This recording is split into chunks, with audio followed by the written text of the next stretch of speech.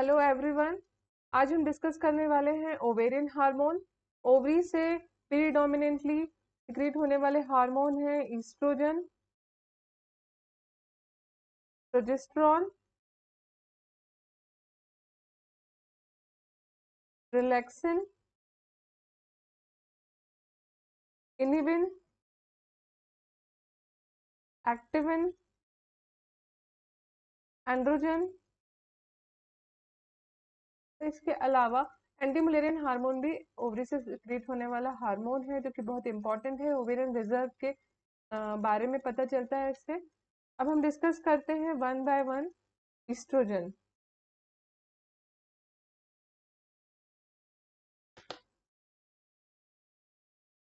Oestrogen की हम बात करें तो ईस्ट्रोजन जो है वो 3 फॉर्म इसके प्रेजेंट होते हैं ह्यूमन बीइंग में। फीमेल्स में 17 बीटा एस्ट्राडियोल, ईस्ट्रॉन एंड एस्ट्रियोल।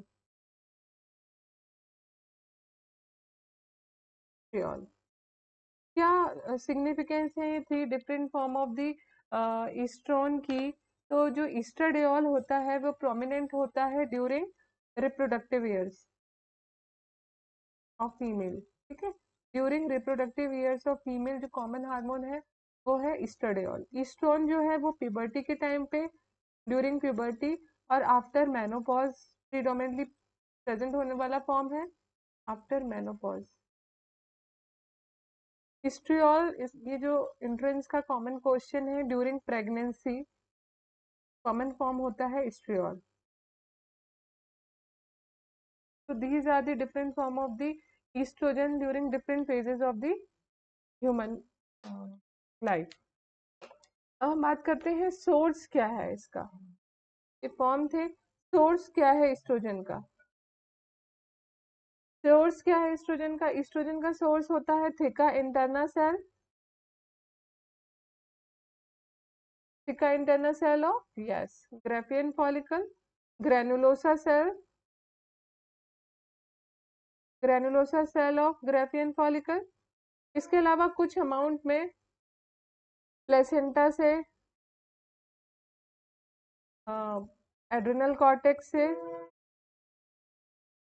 और टेस्टिस से भी स्मॉल अमाउंट में एस्ट्रोजन का सिक्रीशन होता है। स्मॉल अमाउंट एस्ट्रोजन का सिक्रीशन होता है और इसका जो सोर्स है या ये डिराइव्ड होता है कोलेस्ट्रॉल से। कोलेस्ट्रॉल इसका स्टार्टिंग प्रोडक्ट है जिससे कि सिंथेसाइज होता है कोलेस्ट्रॉल का। तो हम यदि बात करते हैं, कोलेस्ट्रॉल सबसे पहले कन्वर्ट होता है प्रेग्नेनोलोन में, प्रेग्नेनोलोन कन्वर्ट होता है प्रोजेस्टेरॉन में। अभी जो प्रेग्नेनोलोन है हम ये जानते हैं कि पहले 17 हाइड्रोक्सी प्रेग्नेनोलोन में कन्वर्ट होगा, उससे डाई हाइड्रोक्सी इपी एंड्रोस्टेनिडियोन डीहा का फॉर्मेशन होगा। तो ये डीहा जो है वो एंड्रोस्टेनिडियोन का फॉर्मेशन करता है। ये डीहा जो है उससे एंड्रोस्टेनिडियोन डियोन का फॉर्मेशन होता है। या फिर प्रोजेस्टेरॉन, जैसे ये 17 हाइड्रोक्सी प्रोजेस्टेरॉन हाइड्रोक्सी प्रेग्नेनोलोन बन रहा था, वैसे 17 हाइड्रोक्सी प्रोजेस्टेरॉन बनेगा और उससे फिर एंड्रोस्टेनिडियोन का कन्वर्शन है। तो डायरेक्टली प्रोजेस्टेरॉन से या फिर प्रेग्नेनोलोन के थ्रू एंड्रोस्टेनिडियोन का कन्वर्शन में कन्वर्ट हो रहे हैं। एंड्रोस्टेनिडियोन पहले एंड्रोजन बना सकता है या फिर एंड्रोस्टेनिडियोन से या फिर एंड्रोजन से, दोनों से ही एस्ट्रोजन के डिफरेंट फॉर्म का फॉर्मेशन होगा, लाइक एस्ट्रॉन या एस्ट्राडियोल। और फिर ये अल्टीमेटली जो है लिवर में एस्ट्रॉन और एस्ट्रियोल दोनों से ही एस्ट्राडियोल दोनों से ही एस्ट्रियोल का फॉर्मेशन होगा लिवर में। ये जो एंड्रोस्टेनिडियोन से एस्ट्रॉन या एस्ट्राडियोल का कन्वर्शन हो रहा है, ये एक एंजाइम एरोमेटेज की प्रेजेंस में होता है। एरोमेटेज यहाँ और यहाँ दोनों ही जगह इम्पोर्टेंट हार्मोन है जो कि एंड्रोस्टेनिडियोन को एस्ट्रियोल सॉरी एस्ट्राडियोल और एस्ट्रॉन में कन्वर्ट करने के लिए इम्पोर्टेंट हार्मोन इसका एरोमेटेज एंजाइम। इस तरीके से ये कोलेस्ट्रॉल से इस्ट्रियोल, इस्ट्राडियोल और इस्ट्रोन का फॉर्मेशन होता है with the help of the enzyme aromatase. अब हम बात करते हैं कि कोलेस्ट्रॉल से ये जो सिंथेसिस हो रहा है इस्ट्रोजन का, ये तो इसकी मैकेनिज्म हो गई। ये होता कहाँ पे है इसका? तो ये जो इसका सोर्स है, हमने बात करी थिका इंटरनल सेल और ग्रेनुलोसा सेल ऑफ द। अब हम बात करते हैं जैसे ये oocyte है, हम जानते हैं कि इसके चारों तरफ जोना पेलुसिडा होती है, फिर इसमें ग्रेनुलोसा सेल्स की कवरिंग होती है, बीच में एंट्रम होता है, फिर चारों तरफ थिका इंटरना और थिका एक्सटर्ना सेल होती है। ये थिका इंटरना और ग्रेनुलोसा सेल में इसके एलएच के रिसेप्टर्स होते हैं, वहां पे इसका फॉर्मेशन होता है। तो बात करते हैं, ये सपोज हमारी थिका इंटरना सेल है, थिका इंटरना, थिका इंटरना ऑफ ग्राफियन फॉलिकल, और ये सपोज हमारी ग्रेनुलोसा सेल है।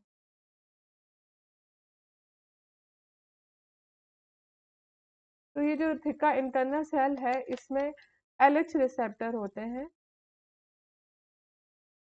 लेटर पार्ट जब ग्रेनुलोसा सेल मैच्योर हो जाती है तो इसमें भी एलएच रिसेप्टर होते हैं, लेकिन इनिशियली जो है वो एलएच रिसेप्टर थिका इंटरना सेल में प्रेजेंट होंगे। इसमें एलडीएल रिसेप्टर होते हैं और एफएसएच रिसेप्टर्स होते हैं ग्रेनुलोसा सेल में।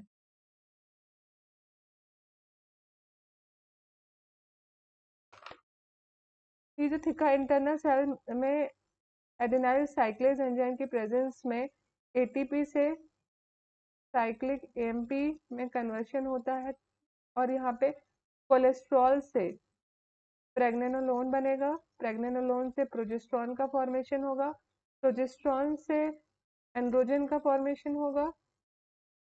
ये एंड्रोजन जो है वो ग्रेनुलोसा सेल में जाएगा, और इस एंड्रोजन से एरोमेटेज एंजाइम की प्रेजेंस में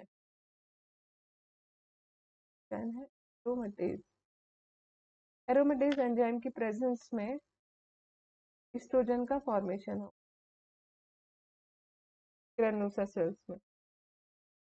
इसके अलावा कुछ अमाउंट में कोलेस्ट्रॉल से प्रेग्नेनोलोन और प्रोजेस्टेरॉन यहाँ पे भी होता है फॉर्मेशन, लेकिन वो प्रोजेस्टेरॉन भी पहले थिका इंटरनल सेल में जाएगा, वो एंड्रोजन में कन्वर्ट होगा, और एंड्रोजन जो है वो ग्रेनुलोसा सेल में आएगा। तो ऐसा क्यों हो रहा है कि जो थिका इंटरनल सेल से एंड्रोजन जा रहा है ग्रेनुलोसा सेल में और फिर एस्ट्रोजन में कन्वर्ट हो रहा है, वो डायरेक्टली थिका इंटरनल सेल में क्यों एस्ट्रोजन में कन्वर्ट नहीं हो रहा है? इसका रीजन है कि जो ये इसके लिए एरोमेटेज एंजाइम रिक्वायर्ड होता है, जो एरोमेटेज एंजाइम है वो ग्रेनुलोसा सेल में प्रेजेंट होता है। तो मेनली जो है ग्रेनुलोसा सेल में एंड्रोजन से एस्ट्रोजन में कन्वर्शन होता है। ये हो गई मैकेनिज्म ऑफ एस्ट्रोजन सिंथेसिस।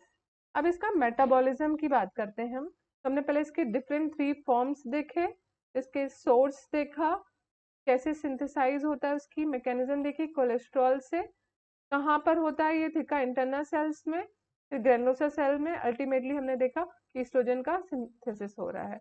अब हम बात करते हैं इसका मेटाबॉलिज्म कहाँ पे होता है।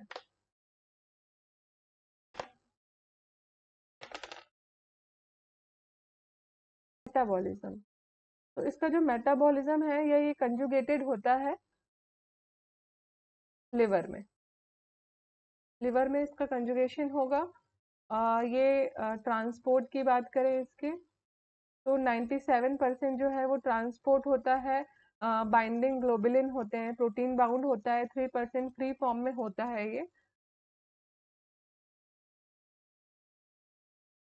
और मैकेनिज्म ऑफ एक्शन की बात करते हैं हम, तो ये हमें पता है कि स्टेरॉयड रिसेप्टर है, तो स्टेरॉयड हार्मोन है, तो ये न्यूक्लियर रिसेप्टर के थ्रू काम करेगा, डीएनए आरएनए का सिंथेसाइज करेगा, फिर प्रोटीन सिंथेसिस होगा, सेल का रेप्लिकेशन होगा, इस तरीके से ये काम करता है। अब हम बात करते हैं इसके फंक्शन की। तो डिफरेंट डिफरेंट रिप्रोडक्टिव ऑर्गन में एस्ट्रोजन का डिफरेंट रोल है। हमको पता है कि फॉलिकुलर स्टिमुलेटिंग हार्मोन के इन्फ्लुएंस में फॉलिकल का डेवलपमेंट होता है ओवरी में, फिर ग्रेफियन फॉलिकल में ग्रेनुलोसा सेल और थिका इंटरनल सेल के थ्रू ग्रेनुलोसा सेल से एस्ट्रोजन का सिक्रीशन होगा। तो हम देखें कि कितना कंसंट्रेशन सिक्रीट होता है। सबसे पहले यदि हम बात करें, तो यदि ये 14 डे है ओव्यूलेशन का, ये फर्स्ट डे है, 28 डे है, तो यहाँ पे इनिशियली पहले एस्ट्रोजन कम होता है, फिर ग्रेफिन फॉलिकल से सिक्रेट होना स्टार्ट होता है, तो इसकी फिर पहली पीक कंसेंट्रेशन आती है, फिर कम होता है, फिर मिड ल्यूटियल फेज में अगेन इसकी सेकेंड पीक आती है। तो इनिशियली कितना अमाउंट इसका सिक्रेट होता है, 35 माइक्रोग्राम पर डे, और जब वो इंक्रीज होता होता जाता है तो ये अराउंड 400 माइक्रोग्राम पर डे तक इसकी फर्स्ट पीक आती है बिफोर ओव्यूलेशन। देन जो सेकेंड पीक आती है इसकी, वो होती है अराउंड 200 माइक्रोग्राम पर डे के, या 250 माइक्रोग्राम पर डे के अराउंड इसकी सेकेंड पीक आती है। ये हो गया इसका कितना कंसंट्रेशन, कितना रिलीज होता है ये कंसंट्रेशन रिलीज। अब हम बात करते हैं फंक्शन की। तो फंक्शन हम वन बाय वन देखते हैं। पहला हम फंक्शन देखते हैं इसका, ओवरी में क्या फंक्शन। हम ये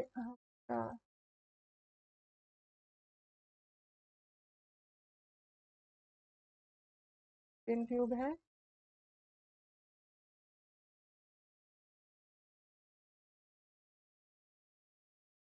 ये यूट्रस की कैविटी है, ये हमारा ओवरी है। तो ये ओवरी में क्या चेंजेस होते हैं, या ओवरी में क्या फंक्शन है होता है इसका। तो ये के इन्फ्लुएंस में ओवरी में ये ग्रेफियन फॉलिकल की ग्रोथ कराता है, ग्रेफियन फॉलिकल के साइज को इंक्रीज करेगा, increase Graafian follicle growth and increase ovary size, इसके लिए रिस्पॉन्सिबल होता है। फिर हम बात करते हैं, तो ये ओवरी में इसका रोल था। फिर हम बात करते हैं फैलोपियन ट्यूब में। फैलोपियन ट्यूब में, तो फैलोपियन ट्यूब में जो स्मूथ मसल होती हैं फैलोपियन ट्यूब की, उसमें स्मूथ मसल का कॉन्ट्रैक्शन कराता है। यदि स्मूथ मसल का कॉन्ट्रैक्शन होगा, तो यदि ओवरी से जो ओवम रिलीज हुआ है eight the time of ovulation, ये यहाँ पे पिक होगा और धीरे धीरे स्मूथ मसल के कॉन्ट्रैक्शन से इसकी मोटिलिटी होगी, और ये जो ओवम है वो एम्पलरी रीजन में पहुंच जाएगा फर्टिलाइजेशन। तो ये स्मूथ मसल में कॉन्ट्रैक्शन कराएगा। दूसरा, फैलोपियन ट्यूब की मोटिलिटी को बढ़ा रहा है, मोटिलिटी इंक्रीज कर रहा है। यहाँ पे जो सीलिया है उसकी सीलियरी एक्टिविटी को इनहेंस कर रहा है, increase ciliary activity of fallopian tube, ये इंक्रीज कर रहा है। ये फंक्शन उसके फैलोपियन ट्यूब में है। ओवरी में ग्रेफियन फॉलिकल की ग्रोथ करा रहा है, ओवरी के साइज को बढ़ा रहा है। अब हम बात करते हैं थर्ड, यूट्रस। यूट्रस में क्या फंक्शन है इसका। तो यदि हम यूट्रस की बात करें, तो यूट्रस में मेंस्ट्रुअल साइकिल के टाइम पे, यदि प्रोलिफरेटिव फेज की हम बात करें, प्रोलिफरेटिव फेज में एंडोमेट्रियल की ग्रोथ कराएगा। यहाँ पे जो एंडोमेट्रियम होता है उसकी ग्रोथ होती जाती है, वो थिक होती जाती है, इम्प्लांटेशन के लिए प्रिपेयर होती जाती है। तो इंक्रीज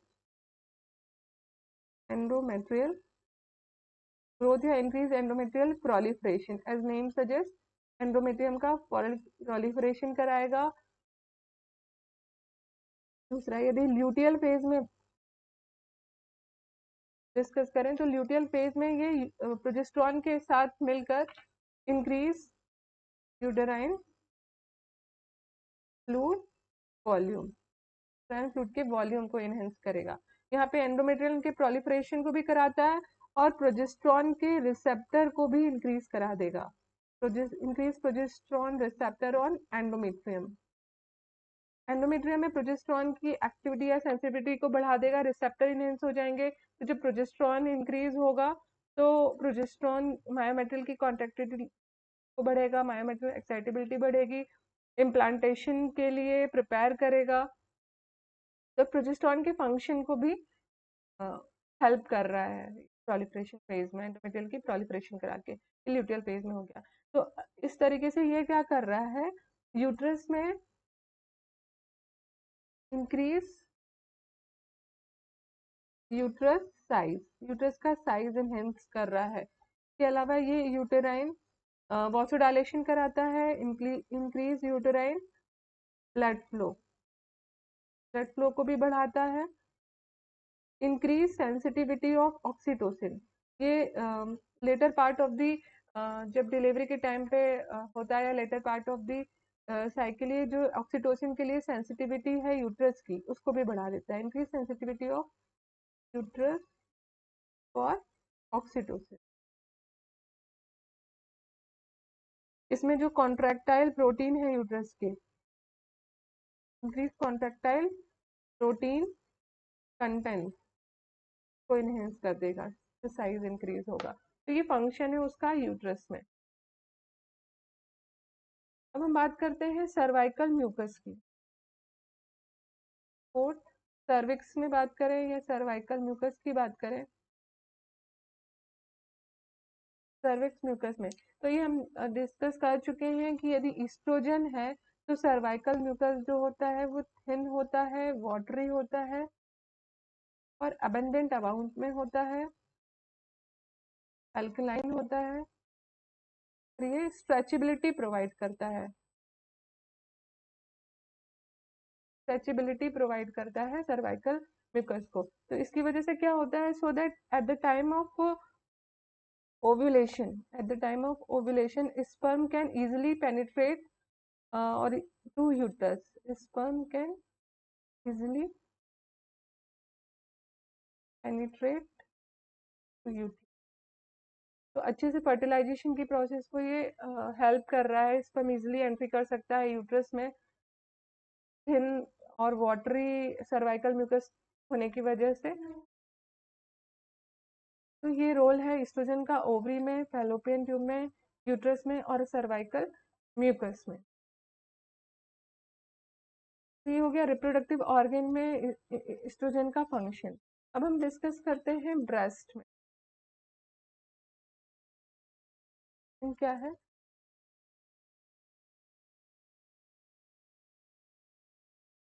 ईस्ट्रोजन ब्रेस्ट, जैसा कि हम ब्रेस्ट का स्ट्रक्चर जानते हैं,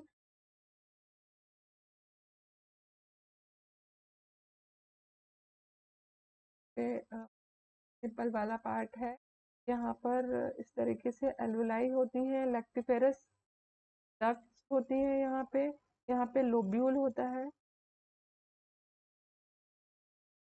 है कि चारों तरफ एरियोला होता है। तो ये तरीके से एल्वुलस,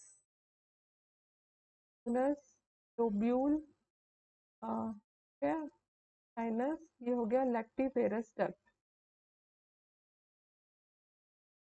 तो ईस्ट्रोजन एंड प्रोजेस्टेरोन के फंक्शन में ये डिफरेंस है कि जो डक्ट होती हैं, लैक्टिफेरस डक्ट होती हैं, इनका प्रोलिफरेशन कराता है ईस्ट्रोजन, जबकि जो प्रोजेस्टेरोन है प्रोलिफरेशन होता है ईस्ट्रोजन की प्रेजेंस में, जबकि जो प्रोजेस्टेरोन है वो एल्वियोलस और लोब्यूल है, इनमें प्रोलिफरेशन कराता है। तो डक्टल प्रोलिफरेशन के लिए रिस्पॉन्सिबल है ईस्ट्रोजन, डक्टल प्रोलिफरेशन। तो ये क्या करेगा, अल्टीमेटली ये ब्रेस्ट का एनलार्जमेंट कराता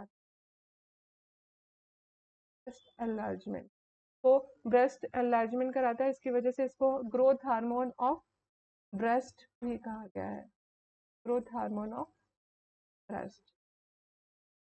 डक्टल प्रोलिफरेशन की बात करें, लैक्टेशन के टाइम पर एस्ट्रोजन इंपॉर्टेंट है, या प्यूबर्टी के टाइम पे ब्रेस्ट एनलार्जमेंट की बात करें, growth hormone of breast during puberty, again estrogen important है। ये हो गया function of breast, function of estrogen on breast. अब इसके अलावा जो मेन इंपॉर्टेंट फंक्शन है एस्ट्रोजन का, secondary sexual characteristic, secondary sexual characteristic development में रोल होता है। सेकेंडरी सेक्सुअल कैरेक्टरिस्टिक जैसे कि प्यूबर्टी के टाइम पे जो मेल और फीमेल में डिफरेंस होता है, कुछ कैरेक्टर्स डेवलप होते हैं, सेक्सुअल कैरेक्टर्स डेवलप होते हैं, लाइक फीमेल में एस्ट्रोजन इंपॉर्टेंट है, फीमेल में कैसे कॉन्फ़िगरेशन उसका चेंज होता है, कैसे उनका टेक्सचर चेंज होता है बॉडी का, उनमें कैसे होता है, लाइक नैरो शोल्डर फीमेल में मिलते हैं as compare to male, narrow shoulder होगा, ब्रॉड हिप होगा। हेयर डिस्ट्रीब्यूशन की बात करें, हेयर डिस्ट्रीब्यूशन, तो फीमेल में आप देखेंगे कि लेस बॉडी हेयर होते हैं, less body hair as compare to male, and more hair on scalp.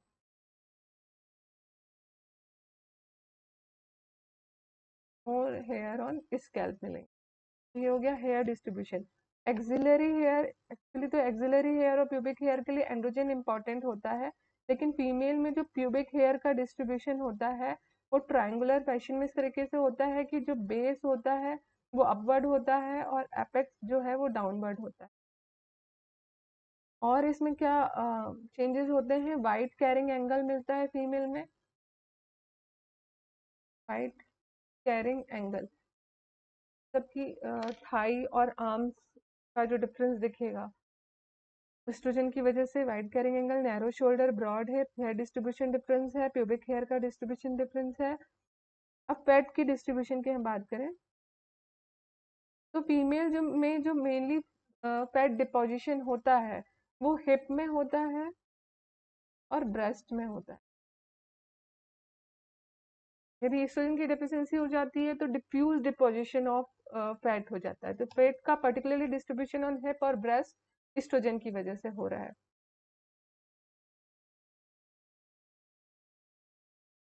अब हम बात करते हैं सेकेंडरी सेक्सुअल कैरेक्टरिस्टिक्स में ही और क्या डिफरेंस होता है।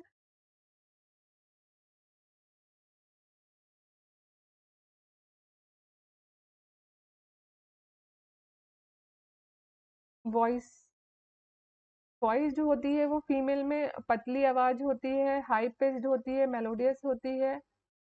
हाई पिच्ड वॉइस के लिए अगेन इम्पोर्टेंट होता है।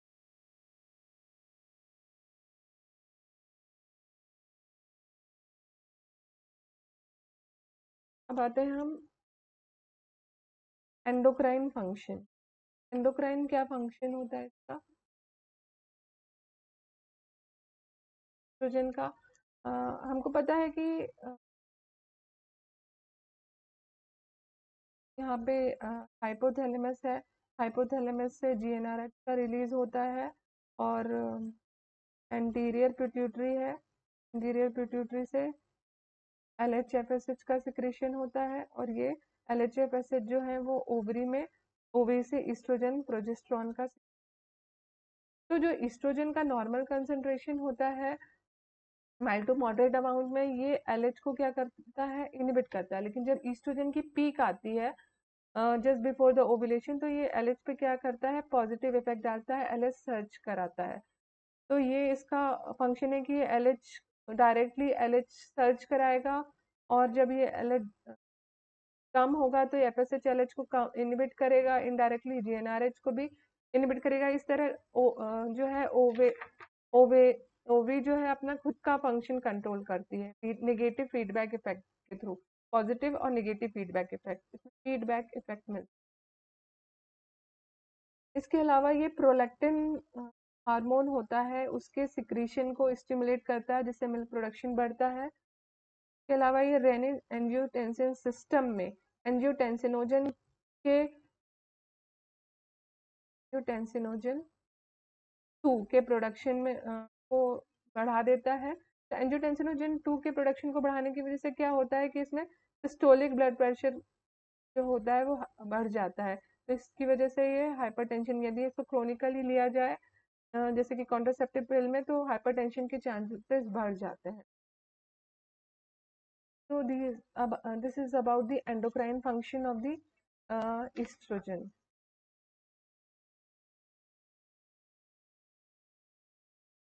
इसके अलावा इसका एंडोक्राइन में एक और फंक्शन है कि ये थायरॉक्सिन बाइंडिंग ग्लोबुलिन को भी इनहेंस करता है, जिसकी वजह से फ्री थायरॉक्सिन का कंसंट्रेशन जो है वो कम हो जाता है।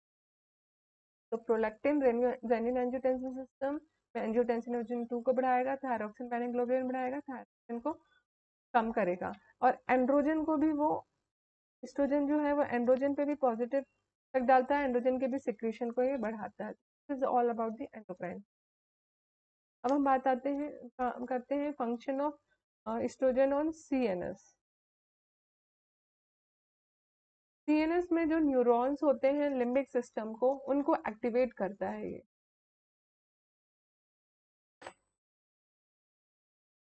करता है तो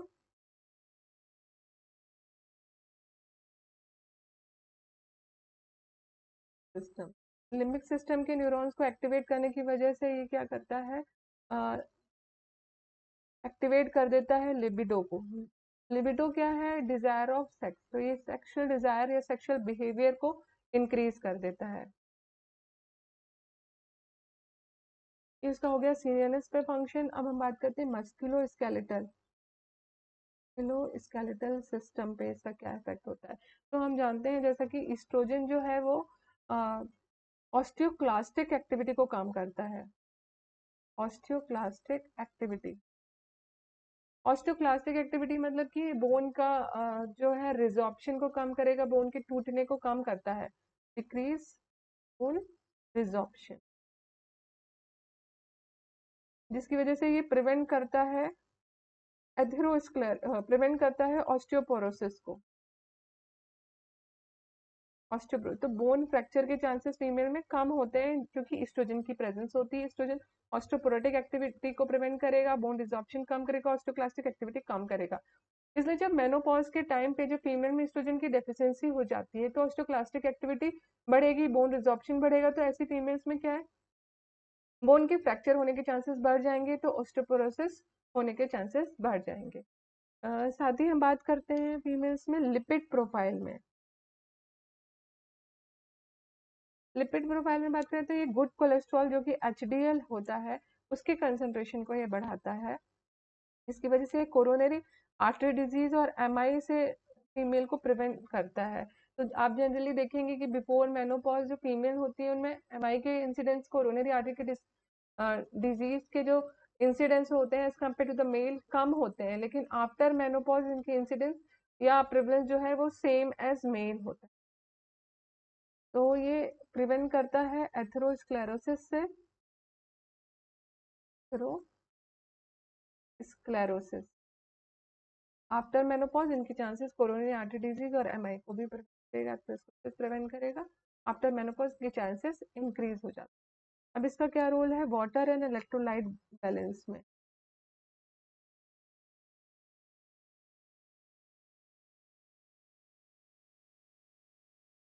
तो ऐसा देखा गया है कि एस्ट्रोजन जो है वो सॉल्ट एंड वाटर का रिटेंशन कराता है, salt and water retention. Salt and water retention की वजह से ये क्या कराता है, एक्स्ट्रा सेलुलर फ्लूइड ईसीएफ का एक्सपांशन कराएगा, की वजह से ये सिस्टोलिक ब्लड प्रेशर जो है वो रेज हो जाएगा, हाइपरटेंशन के जो है वो बढ़ जाएंगे, हाइपरटेंशन बढ़ जाएगी। उसके बाद हम बात करते हैं सिबेशियस सिक्रीशन में इसका क्या रोल है।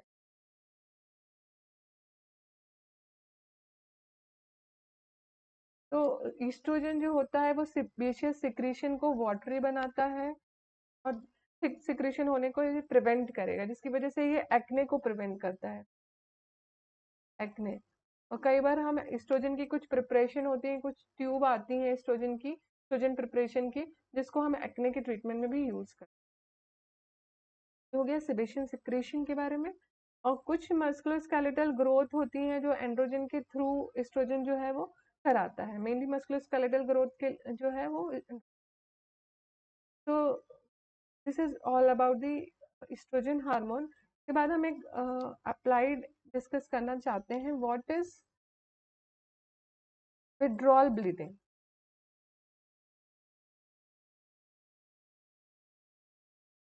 विड्रॉल ब्लीडिंग क्या होती है, या फिर क्या डिफरेंस है विड्रॉल ब्लीडिंग और ब्रेक थ्रू ब्लीडिंग में।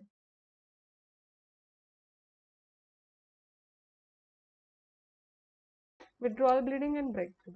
विड्रॉल ब्लीडिंग में क्या होता है कि जब हम कंटिन्यूअस एस्ट्रोजन की प्रिपरेशन देते हैं, देते जाते हैं कंटिन्यूअस, तो ग्रोथ होती रहती है, एंडोमेट्रियम की ग्रोथ होती जाती है।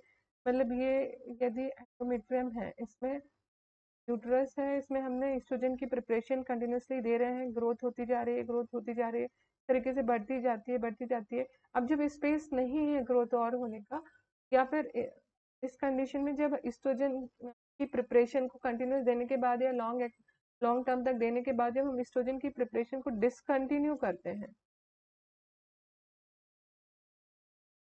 डिसकंटिन्यू ऑफ एस्ट्रोजन प्रिपरेशन, तो सडनली क्या हो जाता है, ये जो सेल्स होती हैं ये स्लफ ऑफ होने लगते हैं, स्लफिंग होने लगती है एंडोमेट्रियम की, स्लफिंग ऑफ एंडोमेट्रियम। इसको हम कहते हैं विड्रॉल ब्लीडिंग, क्योंकि हमने विड्रॉ कर लिया एस्ट्रोजन की एक्सप्रेशन को। तो उसकी वजह से क्या होगा, एंडोमेट्रियम जो है वो स्लफ आउट होने लगेंगी, sloughing off and that is called as withdrawal bleeding. लेकिन ब्रेक थ्रू ब्लीडिंग में क्या होता है, जब हम एस्ट्रोजन का प्रिपरेशन देते हैं तो कंटिन्यूसली ग्रोथ तो होती है एंडोमेट्रियम की, लेकिन कुछ अमाउंट में स्पॉटिंग भी होती है, कुछ अमाउंट में कुछ सेल्स या टिश्यूज जो होते हैं एंडोमेट्रियम के वो भी श्रेड ऑफ होने लगते हैं during continuous therapy of the estrogen at the time of treatment only. तब जो ब्लीडिंग होती है उसको हम ब्रेक थ्रू ब्लीडिंग कहेंगे। जो विड्रॉल ब्लीडिंग हो रही है वो स्पेशली डिसकंटिन्यू करने से हो रही है एस्ट्रोजन की प्रिपरेशन। एक और अप्लाइड जो मैं आपको यहाँ पर बताना चाहती हूँ, यहाँ पर हमने यहाँ डिस्कस किया था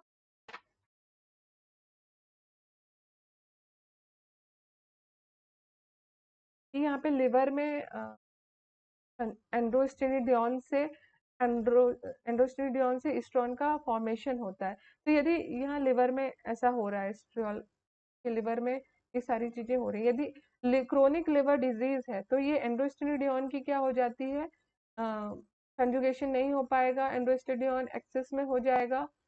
तो ऐसी कंडीशन में क्या होगा, एंड्रोस्टेनिडियोन से एस्ट्रॉन ज्यादा बनेगा और एस्ट्रॉन एस्ट्रोजन की एक्सेस हो जाएगी। ऐसी कंडीशन में स्पाइडर एंजियोमा या ब्रेस्ट एनलार्जमेंट मिलता है क्रोनिक लिवर डिजीज में, due to the chronic liver disease, increased concentration of androstenedione, increased concentration of estrogen, spider angioma and breast enlargement। इसके अलावा हम बात करते हैं कि कुछ कंडीशन में जब एस्ट्रोजन की डेफिशिएंसी होती है तो हम कुछ नेचुरल प्रिपरेशन होती है एस्ट्रोजन की, नेचुरल एस्ट्रोजन की प्रिपरेशन होती है, उनको जब हम यूज करते हैं जो कि प्लांट से एक्सट्रैक्ट की हुई होती हैं, उनको जब हम यूज करते हैं तो उसमें क्या देखा गया कि यूटेराइन एंडोमेट्रियल प्रोलिफरेशन ज्यादा होता है, ब्रेस्ट एनलार्जमेंट ज्यादा होता है, डक्टल प्रोलिफरेशन ज्यादा होता है। इससे क्या होता है कि यूटेराइन कैंसर और ब्रेस्ट कैंसर के चांसेस जो है वो इंक्रीज हो जाते हैं। तो ये एस्ट्रोजन प्रिपरेशन यूज करने से साइड इफेक्ट क्या होता है, यूटेराइन कैंसर और ब्रेस्ट कैंसर। लेकिन यदि हम आर्टिफिशियल प्रिपरेशन यूज करते हैं, ऐसी कंडीशन जिसमें एस्ट्रोजन की डेफिशिएंसी है, हम आर्टिफिशियल प्रिपरेशन यूज करते हैं, तो उसमें हमें यूटेराइन कैंसर और ब्रेस्ट कैंसर वाले जो साइड इफेक्ट थे वो नहीं मिलते हैं।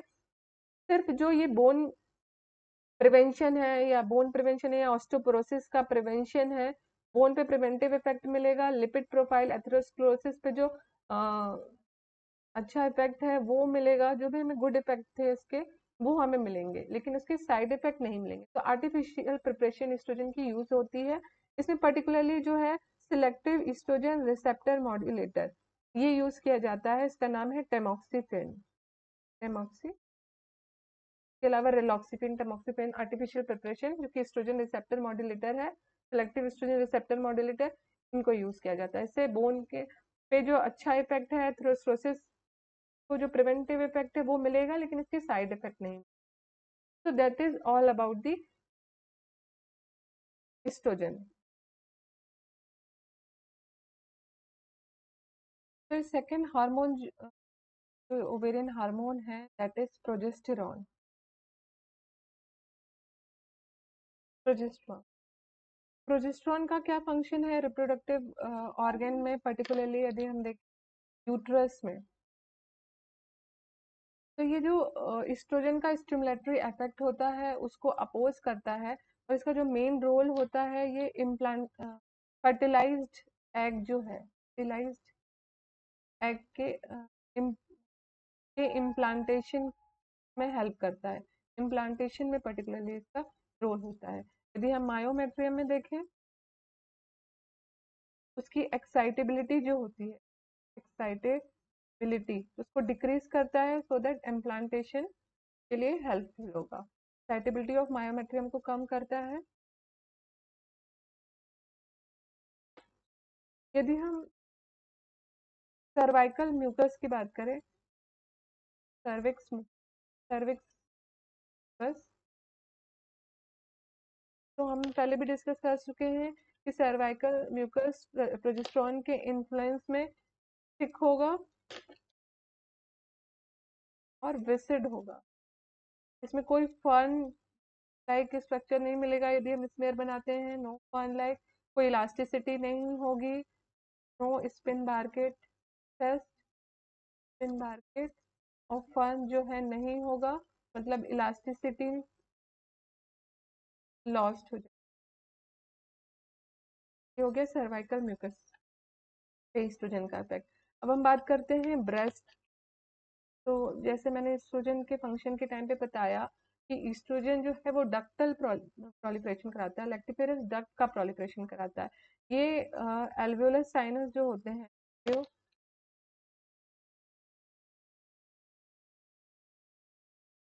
साइनस या जो लोब्यूल होते हैं, लोब्यूल का प्रोलिफरेशन करता है, उनका प्रोलिफरेशन प्रोजेस्टेरॉन। इसके अलावा हमने ओवुलेशन में डिस्कस किया था कि जो बेसल बॉडी टेम्परेचर है वो प्रोजेस्टेरॉन के इन्फ्लुएंस में राइज हो जाता है। प्रोजेस्टेरॉन का जो है वो थर्मोजेनिक इफेक्ट होता है, ये थर्मोजेनिक जो रिसेप्टर्स होते हैं उनको स्टिमुलेट करता है, तो ये थर्मोजेनिक एक्शन होता है, increase basal body temperature, thermogenic.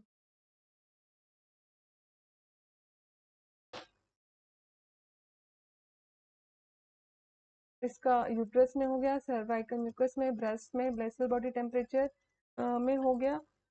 इसके अलावा ये सॉल्ट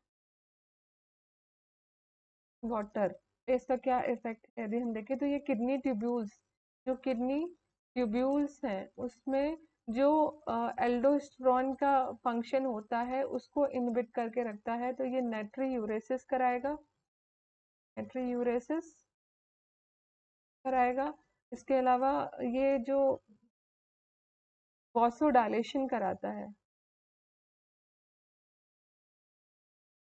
वेसल में वासोडायलेशन कराएगा, तो ये डायस्टोलिक ब्लड प्रेशर को कम करता है। तो कभी भी हम प्रेगनेंसी में प्रोजेस्टेरॉन की वजह से हाइपरटेंशन, नॉर्मल प्रेगनेंसी में ब्लड प्रेशर इंक्रीज नहीं होता है अनटिल अनलेस कोई एबनॉर्मलिटी ना हो या इक्लेम्शिया ना हो, तो ब्लड प्रेशर नॉर्मल फिजियोलॉजी में इंक्रीज, नॉर्मल प्रेगनेंसी में इंक्रीज नहीं होता है, ये वासोडायलेशन इसका इफेक्ट होता है।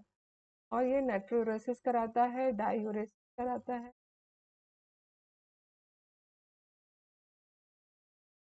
तो this is the function of progesterone. और प्रोजेस्टेरॉन का हमने सिंथेसिस देखा था कि इसका सिंथेसिस जो सोर्स होता है वो कॉर्पस ल्यूटियम होता है, मेन सोर्स एड्रेनल कॉर्टेक्स से होता है का secretion, main source corpus luteum है। सिंथेसिस इसका कोलेस्ट्रॉल से होता है, प्रेग्नेनोलोन बनेगा, फिर प्रोजेस्टेरॉन बनेगा, ट्रांसपोर्ट इसका मेटाबॉलिज्म लिवर में होगा, कंजुगेट होगा, ग्लूकुरोनाइड बनेंगे।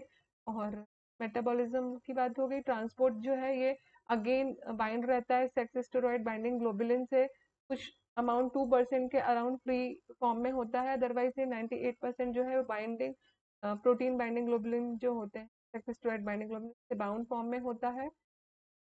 तो ट्रांसपोर्ट हो गया, मेटाबॉलिज्म हो गया, सिंथेसिस की बात हो गई, फंक्शन की बात हो गई। तो that is all about the progesterone. Next जो हार्मोन है ये हो गया प्रोजेस्टेरॉन। नेक्स्ट हार्मोन जो हमने बात की थी दैट इज रिलैक्सिन। तो रिलैक्सिन आप एंट्रेंस के टाइम पे, यूजी एंट्रेंस के टाइम पे आपने पढ़ा ही हुआ है कि रिलैक्सिन जो है कुछ अमाउंट में कॉर्पस ल्यूटियम से सिक्रीट होता है,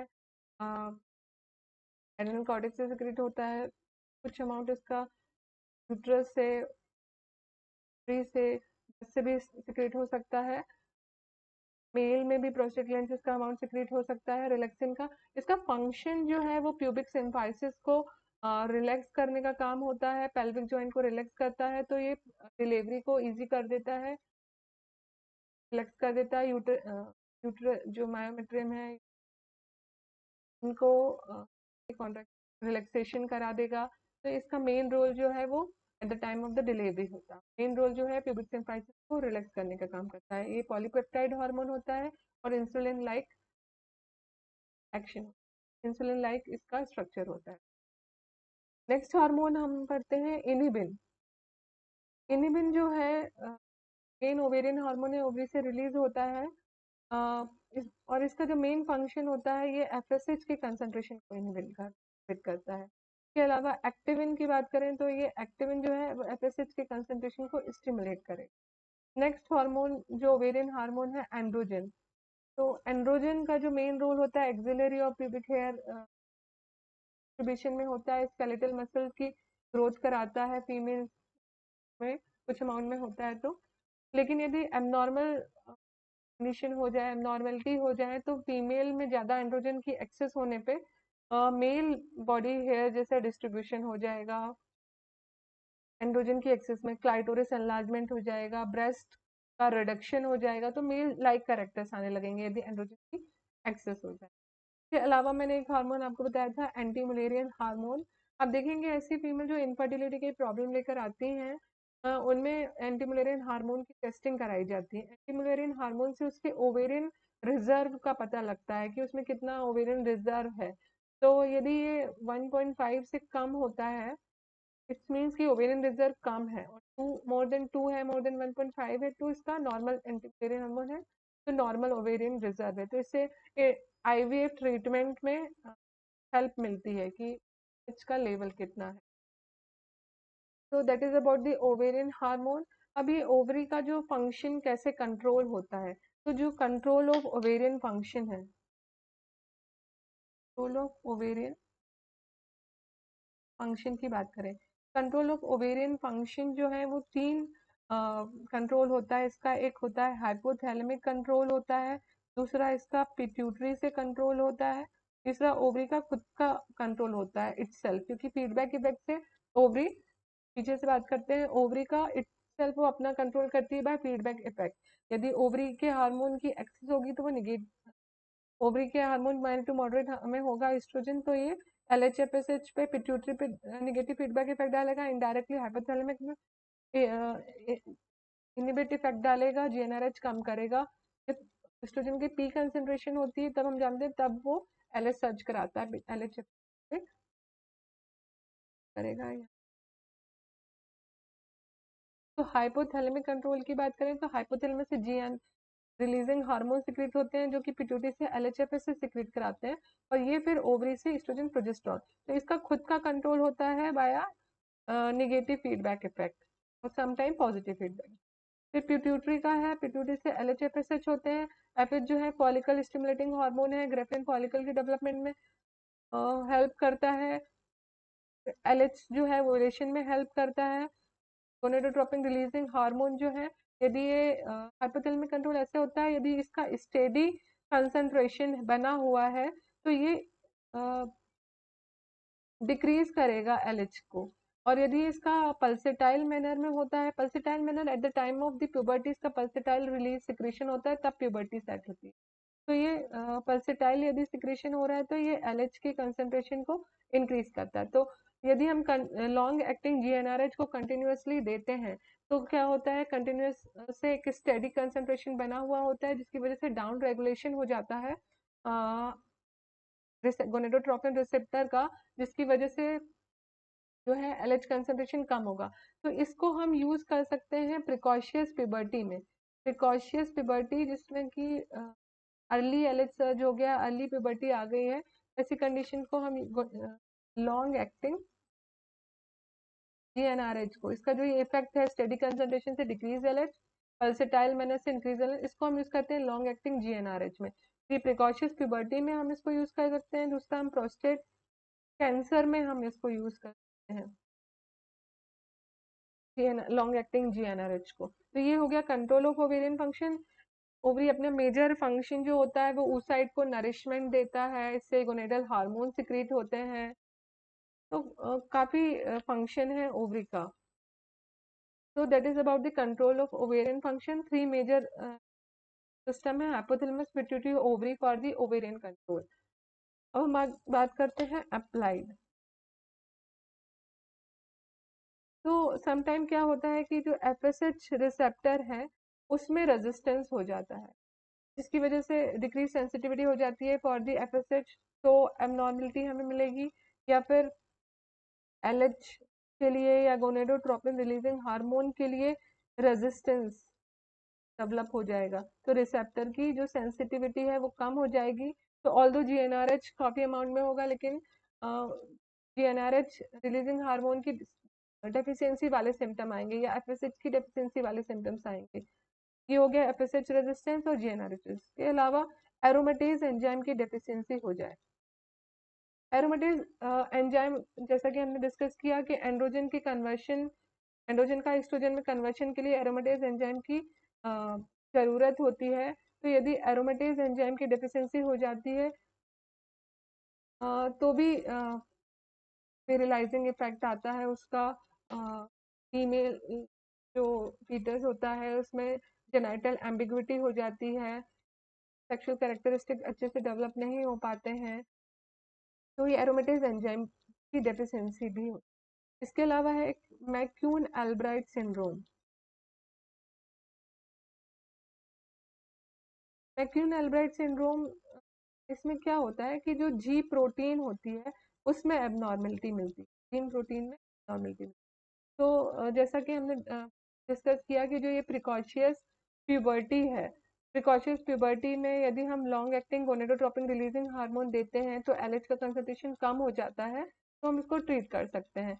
लेकिन ये मैक्यून एल्ब्राइट सिंड्रोम ऐसी कंडीशन है जो कि जीएनआरएच इंडिपेंडेंट, जीएनआरएच इंडिपेंडेंट इसमें प्रिकॉशियस प्यूबर्टी मिलती है, इंडिपेंडेंट प्रिकॉशियस प्यूबर्टी मिलेगी। इसमें कुछ प्रायर मिलता है, एक प्रिकॉशियस प्यूबर्टी मिलेगी और कैप्यूले स्पॉट मिलेंगे जो कि एंट्रेंस एग्जाम का कॉमन क्वेश्चन है। जीएनआरएच इंडिपेंडेंट प्रिकॉशियस प्यूबर्टी मिलती है। इसके अलावा हम बात करते हैं कैलमान सिंड्रोम। कैलमान सिंड्रोम, तो कैलमान सिंड्रोम में क्या होता है,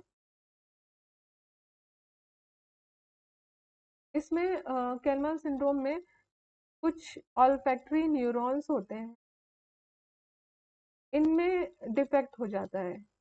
ऑल्फैक्टरी न्यूरॉन में डिफेक्ट होने की वजह से या तो उसको हाइपोऑस्मिया हो जाएगा, तो ऑस्मिया मतलब decrease sense of smell,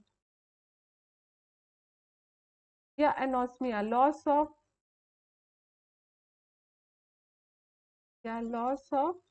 sense of smell. अब ये जो है ऑल्फैक्टरी न्यूरॉन में डिफेक्ट होने की वजह से ही गोनेडोट्रोपिन रिलीजिंग हार्मोन जो रिलीजिंग न्यूरॉन होते हैं उनमें भी डिफेक्ट हो जाता है, के साथ साथ इनमें भी डिफेक्ट हो जाएगा। तो डिक्रीज गोनेडोट्रोपिन रिलीजिंग हार्मोन होते हैं, डिक्रीज एफएसएच और डिक्रीज एलएच होता है। गोनेडोट्रोपिन रिलीजिंग हार्मोन नहीं है, ये नहीं है, तो इसकी वजह से टेस्टोस्टेरोन का कंसंट्रेशन मेल में कम होगा, एस्ट्रोजन का कंसंट्रेशन फीमेल डेवलपिंग फीटस में नहीं होगा। तो इसकी वजह से जो प्यूबर्टी है या तो वो नहीं होगी या फिर होगी तो कंप्लीट नहीं होगी। तो इसमें गोनेड अच्छे से डेवलप नहीं हो रहे, तो इसमें क्या ट्रायल मिलता है, हाइपोगोनेडोट्रोपिक, गोनेडोट्रोपिक हाइपोगोनेडिज्म, हाइपोगोनेडोट्रोपिक हाइपोगोनेडिज्म मिलेगा, या फिर साथ में इसमें हाइपोस्मिया या एनोस्मिया वाले फीचर्स मिलेंगे और प्यूबर्टी डेवलपमेंट, तीन चीजें इसमें, तीन ट्रायड मिलेंगे कैलमान syndrome. So this is all about the applied related to the ovarian hormone. Thank you.